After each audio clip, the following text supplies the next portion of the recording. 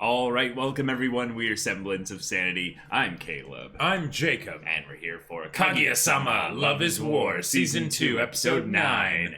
All right, in the last episode, we had quite a sequence of events that led to some heart palpitations, an attack of a most insidious sort. Passions were laid bare in that.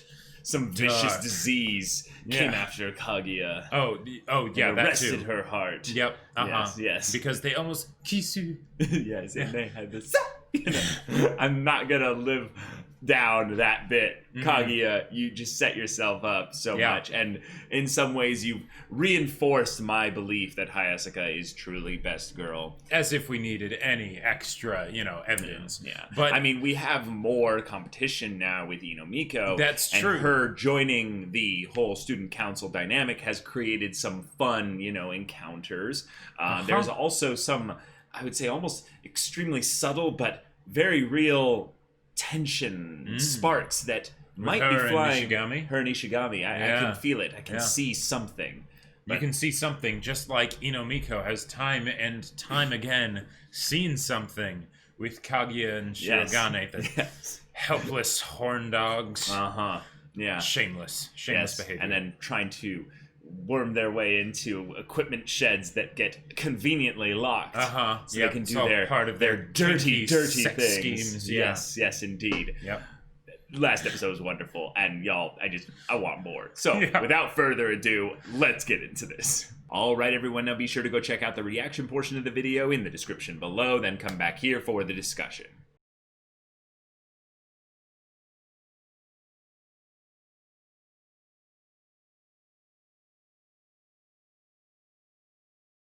Oh my god. The amount of little gimmicks they did in this episode was so perfect. It was absolutely wonderful. And we got Ishigami and Inomiko focus, even though they were separated. Very different stories. Different kinds of focus. Yes.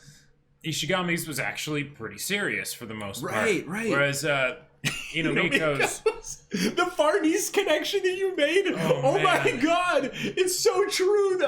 Like it's basically Far East but put into a comedy, So it's done less dark, and more like but but it fits. It kind of fits. Oh man, and it's great because she's so completely oblivious to herself in a very similar way to a lot of the other characters. Very similar to Kaguya. She's not too different from Kaguya in that sense, where she doesn't know what she's feeling inside. Exactly. And a lot of the desires that she has with regards to her idealism is something that she can't even fully express out in an honest way without it being colored by her environment, which in a sort of colored by her environment thing, the way we had everything shown was such that she was actually the reasonable one fighting against draconian, totalitarianism.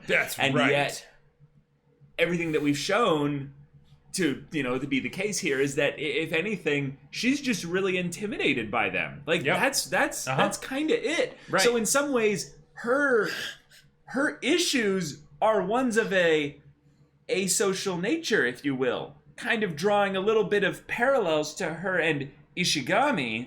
Ishigami has found a little bit of equilibrium there because he doesn't try to actively maybe engage as much with the student council, and people in general, and the cheer club. That's an example of how he's trying to, go against the current in that regard. True, but it's not something as deep set that he's compelled to do like it is for, say, Inomiko.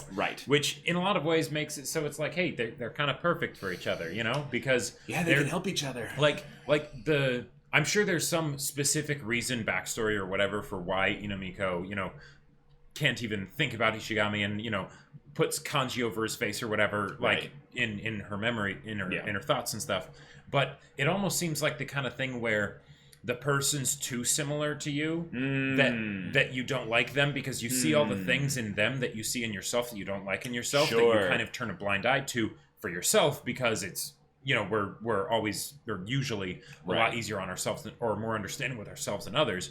So then you see it in someone else and you're like, no, I don't like them. But they've clearly set up and I think that there's a possibility they could do it differently, but I still think the person that gave her the flower and the little note was Ishigami. Yep. And this was an example tying back to the point where, you know, Ishigami wanted to see her lose in a way that was so definite that she wouldn't keep failing as the way she tried. Because his wish for her in the letter was that your results would eventually be... Yeah, your efforts will lead to results. Basically, you'll be able to do this eventually. And what I'm guessing, since she keeps that still bookmarked in her 50 Shades of Not Gray, which I love. I love that we also got to see that was a thing. Yes. Right, like that. Yeah. Everything else before it, it's like, oh, okay, yeah, that's just sort of like an over-dramatization. Over-dramatization. Yeah. Dramatization. Yeah. And implications of, oh, I see, this is projecting much, you know? Yeah. But then we see the book and we're like, okay. All right. I see where this is coming from. I see where this is coming from. But I just wanted to say, Miko is that girl that's basically just like, you know, like I'm a really like, you know, up to do. I'm like, yeah, I have nothing, you know, weird or anything about me. But then she's actually like the most like kinky, like crazy, insane girl. Actually, in terms of the pastor's kid that basically, you know, had to be the good kid. You know, like and then just gets warped by that whole. Yeah, but I've seen that happen. But what I think might have happened here is that she still doesn't know that Ishigami actually sent that letter with the flower, right? Naturally. She has no idea who sent it. Yeah. No idea who sent it. Yeah. But at some point, Ishigami probably said the way his perspective shifted later to, I want her to lose so that way she'll give it up. And he probably voiced that because he cared about her and he didn't want her to see her keep getting hurt. Yep. She, of course, took it in the wrong way because that's almost her shtick at this point for her character. Oh. So she sees it as him being like the negative person that, you know, was trying to, I don't know, put her down or something or other. Okay. Yeah. Whereas he was actually trying to help her, but of course, you know, they don't have communication on that front. Yeah. I like that. So we've got Miko now, I would say, in a little bit of a different place because when she finally came to the realization that Shirogane is not lust incarnate. It's Kaguya who's the femdom who's like so like completely gotten to the point of abusing her power over the men victims that are you know underneath her boot, and then she's like, I will confront you because I know about you and Shirogane, and she's like, what? Yeah. What? Why do I have to tell you? I don't even know how I feel. Yeah, and then.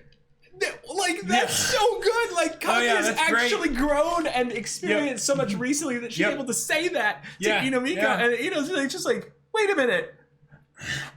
I don't even know if I'm, like, in touch with reality. And the narrator's just like, yes, this is a very pure response. What are you going to do about that, Miko? And she's just like, Well, and one of the other things that I love about that is, okay, there's the whole idea of all right, what kind of latent desires is Ino not admitting to herself, you know, because she's all paladin, you know, reformation and everything. But the fact that once she's like, oh, it's not Shirogane, oh, it must be Kaguya. She needs a villain. She needs an antagonist. Well, she needs an antagonist. Like any good paladin. But also, I don't know, maybe it was just me, but with the stuff of Shirogane, it seems like a very clear thing of that the projection is that she's Kaguya in that situation, right? No. But then with the... You're saying that she's going to get attracted to Shirogane? Not necessarily, but then the reversal, when suddenly Kaguya is going all femdom, that's still her projection, like, because that got very specific. Well, so she still sees herself as being Kaguya in that situation. Okay, so if we take the 50 Shades of Love thing, and we extrapolate that out, because I don't know what kinks they get up to in that book specifically. All I know is that it really pissed off the BDSM community. Oh, okay. So it's some really, like, like ill-researched BDSM kind of stuff. Unhealthy from a relationship perspective, where there's it's a like, lot of trust involved right? when you do BDSM. You need to, because you're. Oh yeah, totally. You could hurt someone like really badly, not just physically, but right. And from what I've heard, yeah, that's just not even a concept, right? Like the idea of So in general, what it might be is that Miko is one of the less mature characters in the story from a specific angle with regards to, I would say, relationships primarily. Definitely, yeah. So she's extrapolating out that there's some kind of odd power dynamic within the student council, which is true. Yes. Which is true. In a lot of ways, it is one where there is a lot of tension between these two people, but she doesn't see it from the aspect of a relationship because she can't view relationships properly. So she's looking at it going, there's some kind of aggression and or something there, and it is I'm a victim here because I have to suffer by being in proximity to this. So rather than trying to understand and ask questions, she makes leaps of logic and assumptions based on that, and she needs a villain also as well. So Kaguya just fits the bill, and she's been given plenty of opportunities to make those leaps of logic, the extenuating circumstances that she's walked in on and things like that are pretty ridiculous. And it keeps stacking up. It keeps stacking up like clockwork. So, what else is she supposed to think, But it's good. Man. It's good because it's the kind of melodrama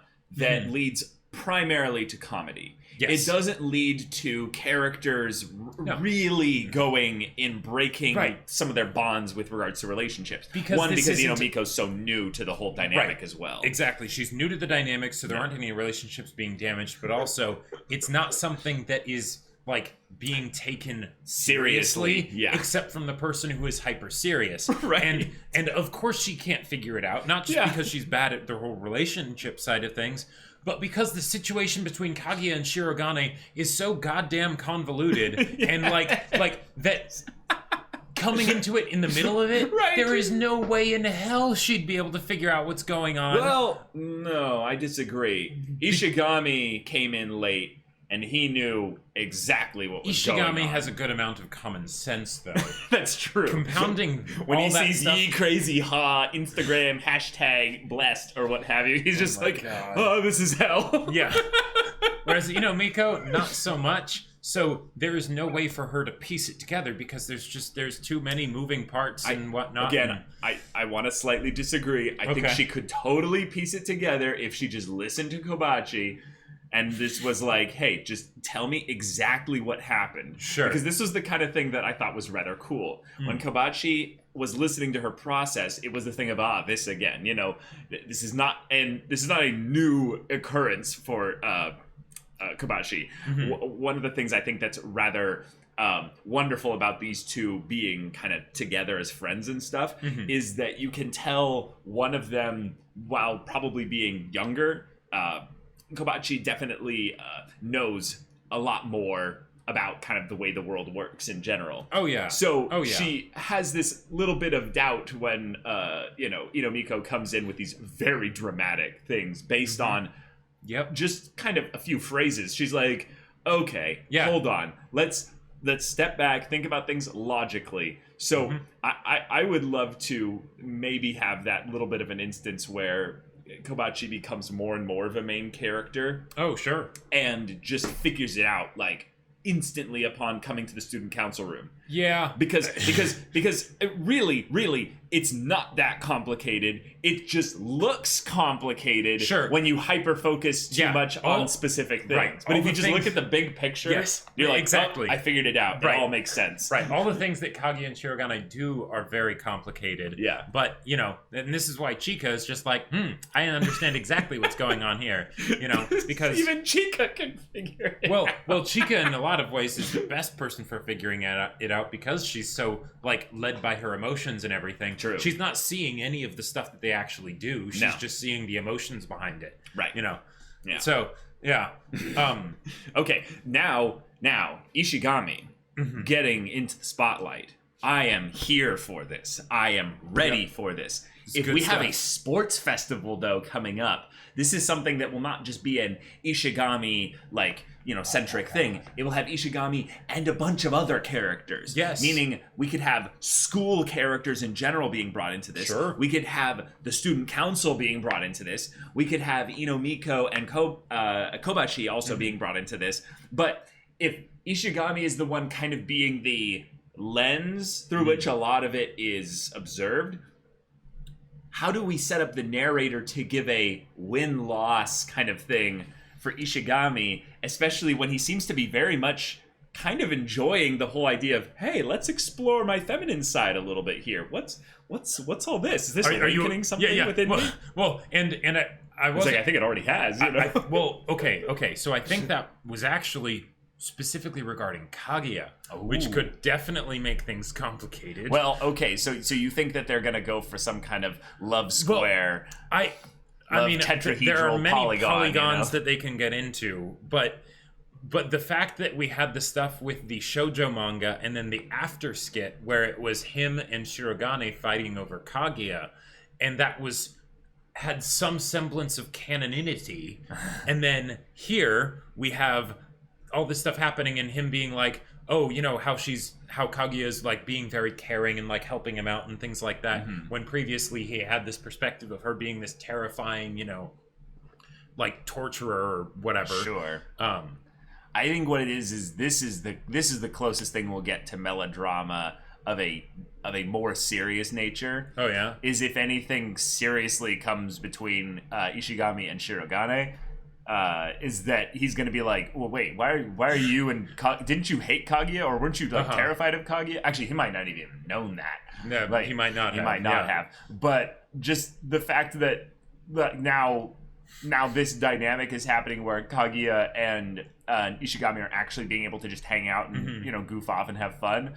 That's good development for both of them. But it's also something that the rest of the student council is not necessarily aware or ready for. Well, I actually think this could be something that helps progress the plot. Here's why. Well, everything will definitely help. Right. Yeah, because this is about how you're talking about accelerating the plot. Sure, yes. Yeah.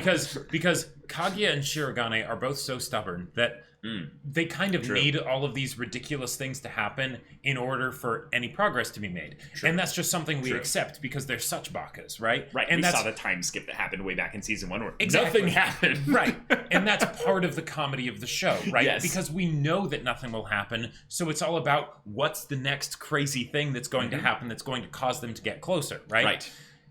This might be one of those from the perspective of Shirogane, because so far he's probably been the more passive of the two. In recent times, we've gotten a lot more from Kaguya's perspective than from Shirogane's perspective regarding their relationship. And if suddenly he's like, hold on a second, is Ishigami? Am I getting jealous? Yeah. I'm not jealous. I'm not jealous at all, right? Because Kaguya, there is no way in hell she would ever fall for Ishigami, right? Like, her heart is so set into flutters by everything Shirogane does that there's no way she could have eyes for anyone else, right?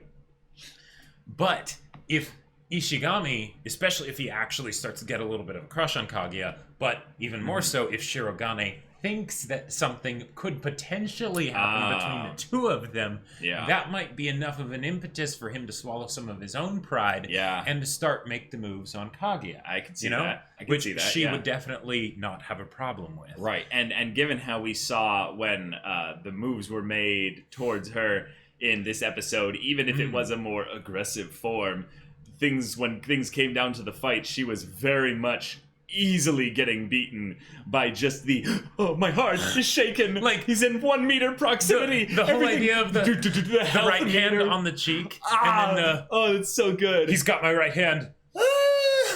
Yeah. So I love that they brought up the whole rituals thing of calming, because that's legitimately a thing. But for most people, you just need a form of like a breathing exercises, counting their breaths, inhaling and exhaling, and doing some things like that.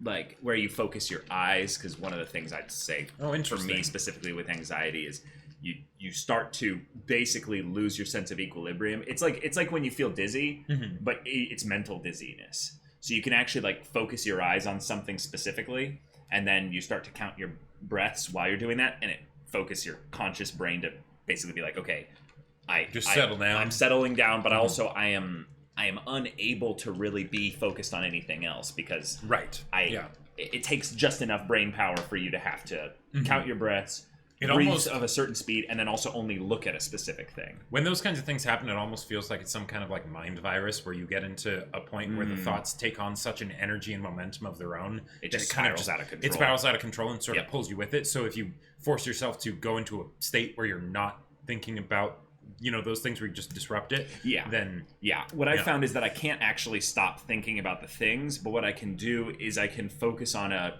conscious physical act that basically starts to localize my brain's like processes. So those things that are the rampant thoughts start moving more into the subconscious and less from in the conscious. So then I'm like, okay, these are the things I'm doing. So when I would be playing baseball, for instance, I really sucked at batting because I was legitimately scared of getting hit with the ball at points. So I had moments where the ball would come like right underneath my chin and my neck. And, you know, when people start to throw up to a certain speed in high school, it's basically just a few miles per hour short of, you know, pro baseball.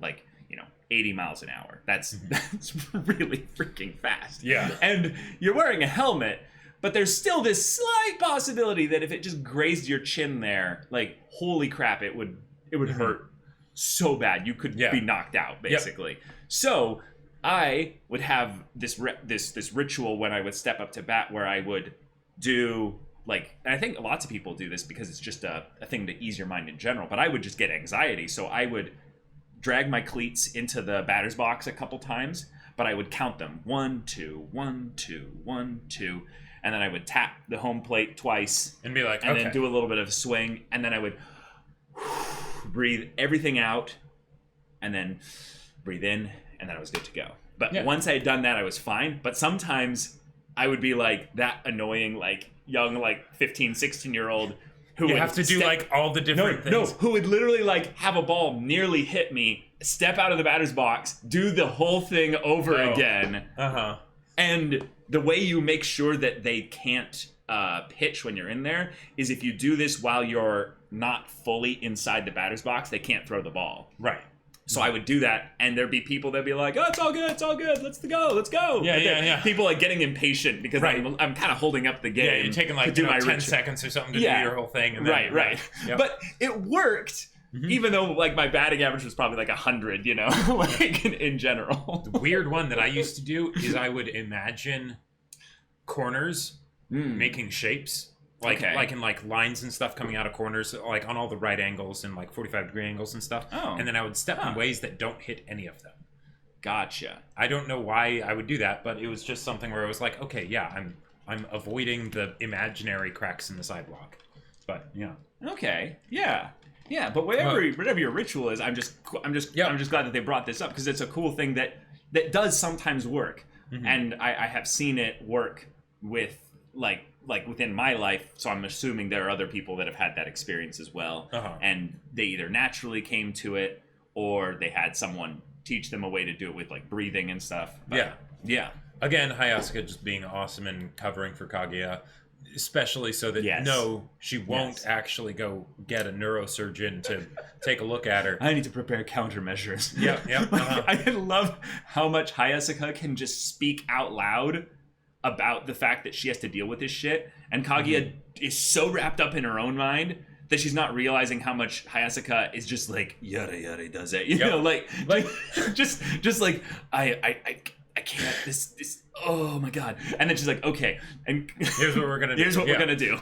One of the things that I'm actually starting to realize now, the whole thing of the melodrama being part of the fun of the show and owning that, but then subverting it because of, you know, this train must keep moving. Right, the comedy, The whole calming technique was actually another example of that too.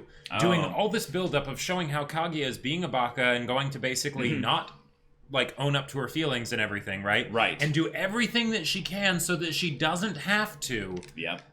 And it is very effective. Right. But then, oops, no, the one thing that keeps you from being able to do that ends up happening. There you go. You know, it's like the DM's plot rails for the story, where it's the yeah, you can definitely try and you can do all your creative things, but Make a strength saving throw.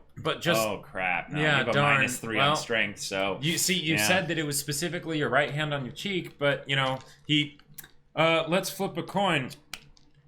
Oh, what do you know? He grabbed your right hand. He grabbed your right hand, not your left. Yeah. Like, can I see the coin? No. See, Kaguya, yeah. what you should have also practiced is the classic fencing strategy. You keep you keep your offhand, firmly planted on the small of your back, just right there. There's nothing. There you go. Not going anywhere. And all they have to grab is your elbow. And I gotta say though, just, like, even though it was during the whole like game sequence, display for everything, Shirogane, he was actually being pretty forward. Like not just the fact that he grabbed your hand and wouldn't let go and everything, but some of the things that he was saying. Mm-hmm. Like he was legit concerned, and wanting to get to the bottom of it. Like, that's not necessarily something that a Shirogane of, 6 months ago would have done. That's true. That's true. There's been a lot of growth for the main two characters for sure, even though they're still bakas. I gotta say, there were a couple other references in this that I really wanted to shout out. So the fighting game thing was a really fun reference, but I also think they were playing a rendition of I Need a Hero. Oh, yeah? With the whole Inomiko thing. The Really? whole music in the background, Yeah. From like Hercules or something like that. I don't remember what the original song was, but I need a hero. Yeah. I'm holding Not out for for a a hero till the end of the night. night. Oh my god. Either that or it was some kind of like Flight of the Conchords or something like that. It was just giving me this vibe of the whole like, we're nearing the end of the race. Oh, yeah. It's about to go down. Here we go. That whole sequence with Inomiko, was just, but even before she went into the kinky stuff of, what were they doing? What were they up to? Just the whole thing of her imagination of what it would be like. It's so stupidly idealistic, but also like specific in the idealism of this is exactly how it'll work. And Chica being the angel that's perfect and will save her and everything. Like, oh my god. That was just every time someone mischaracterizes Chica as being a good person. I feel like I gain life points. Like my lifespan increases by a day or something. And Shirogane actually admitted and referenced the fact of, was it when we almost kissed in the shed the other day? Yeah. Because they're bakas enough that I wouldn't have been too surprised if they just pretended that never happened, right? Or said no, we weren't actually about to kiss, it was something else. No, but Shirogane mentioned, yes, that is what it was. This show was is what was that happening. good, y'all. Maybe we should talk about getting that. into everything. Yeah. So, y'all, thank you so much for watching this episode's reaction and discussion. If you want to see the next episode's reaction and discussion right now, though, go check out the link in the description below for our Patreon. You can get on early access there. You can watch full-length timer reactions there, and all this comes with Discord access, so you can chat with us and the community there about this show, about anime in general, and you can also talk with Jacob about the sci-fi novel that he wrote. Yep, wrote a sci-fi novel called Battle Lines. It's awesome. It's on Amazon. If you're interested, link is in the description down below. Yes, if anything that interests you, we'll see you there. But until then, we're Semblance of Sanity. I'm Caleb. I'm Jacob. And we'll see you all next time.